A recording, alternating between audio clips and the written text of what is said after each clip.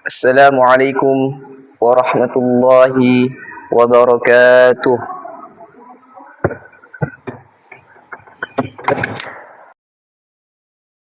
Allahu Akbar, Allahu Akbar, Allahu Akbar,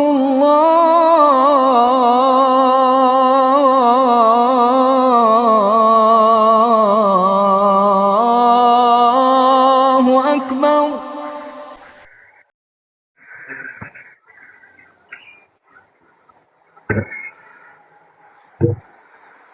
Alhamdulillah, alhamdulillahi rabbil alamin, wa bihi nasta'inu ala umuri dunya waddin, wassalatu wassalamu ala ashrafil anbiya'i wal mursalin, wa ala alihi wa ashabihi ajma'in. Ashhadu an la ilaha illallah, wa ashhadu anna Muhammadan abduhu wa rasuluh. Allahumma salli wa sallim wa barik ala nabiyyina Muhammad wa ala alihi wa ashabihi wa man tabi'ahum bi ihsanin ila yaumiddin. Amma ba'da. Faya ibadallah, usikum wa nafsi bitaqwallah faqad fazal muttaqun. Qala Allah Ta'ala fi kitabihil karim, a'udzu billahi minasyaitonir rajim, ya ayyuhalladzina amanu taqullaha haqqa tuqatih wa la tamutunna illa wa antum muslimun. Wa qala aidan, wa idh qulna lil malaikati isjudu li adama fasajadu illa iblis aba wastakbara wa kana minal kafirin. Pertama-tama dan yang paling pertama, marilah kita panjatkan puja dan puji syukur kita atas kehadirat Allah Subhanahu wa taala yang telah melimpahkan berbagai macam kenikmatan kepada kita semua sehingga kita masih diberikan kesempatan untuk melaksanakan ibadah salat Jumat. Tak lupa salawat serta salam marilah kita haturkan kepada junjungan kita, uswatun hasanah kita, yaitu Nabiullah Muhammad sallallahu alaihi wasallam yang telah membawa kita dari zaman kebodohan sampai menuju lentera keimanan dan yang pastinya yang kita nantikan syafaatnya di yaumil qiyamah. Amin ya rabbal alamin. Ma'asyiral muslimin, jamaah salat Jumat yang dirahmati oleh Allah Subhanahu wa taala. Suatu ketika dikisahkan sosok dengan kedudukan yang sangat tinggi dan juga dikenal sangat dihormati dalam suatu komunitas tiba-tiba mendapatkan perintah untuk bersujud kepada pendatang baru. Abdullah ibnu Abbas, Mujahid ibnu Jabir, Wahab ibnu Munabbih meriwayatkan bahwa sosok tersebut bernama Azazil, yang kemudian Al-Quran menyebutnya sebagai iblis, yang dimana iblis menolak perintah Allah Subhanahu wa taala untuk bersujud kepada Nabi Adam alaihi salam. Allah Subhanahu wa taala berfirman di dalam Qur'annya, a'udzu billahi minasyaitonir rajim, wa idh qulna lil malaikati isjudu li adama fasajadu illa iblis aba wastakbara wa kana minal kafirin.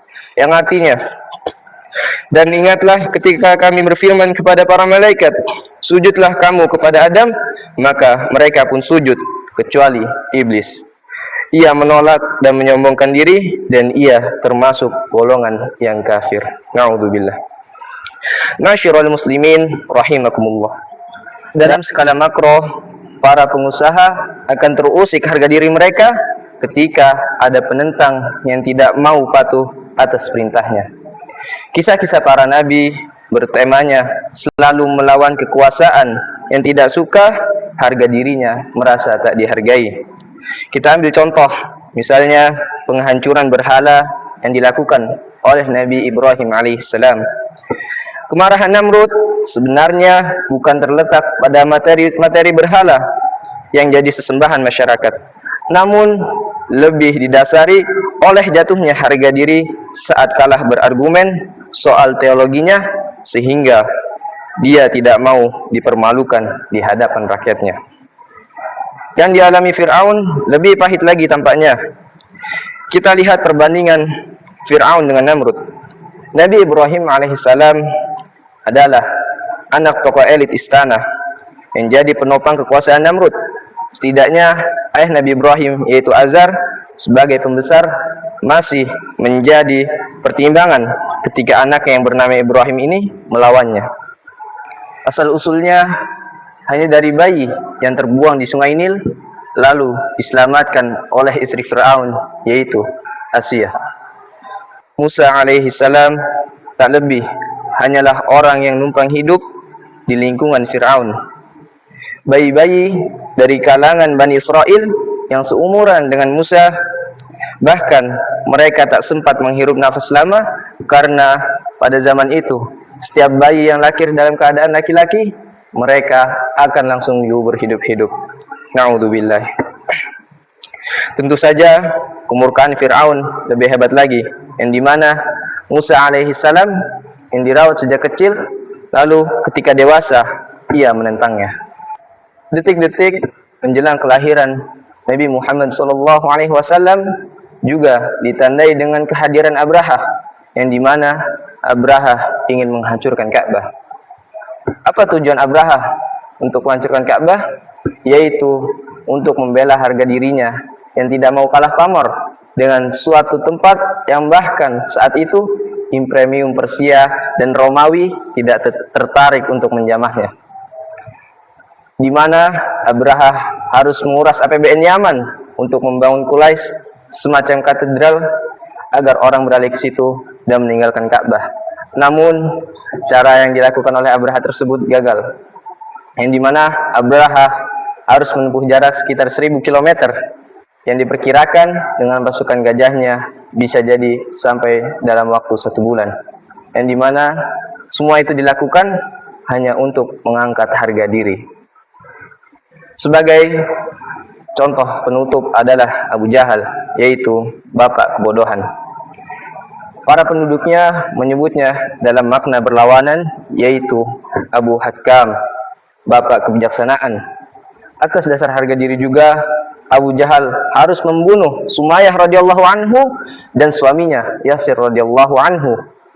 Atas dasar harga diri juga, elit-elit di sekitarnya, Umayyah bin Khalaf, harus menyiksa Bilal bin Rabah radhiyallahu anhu. Tidak cukup sampai di situ, mereka pun sampai rela mengeluarkan biaya berapapun asal Nabi Muhammad SAW bersedia untuk setuju dengan tawarannya. Dan puncak dari semua itu adalah tragis, di mana Namrud binasa oleh makhluk yang sangat kecil, yaitu nyamuk. Nyamuk yang masuk ke lubang hidungnya dan merusak selaput otaknya.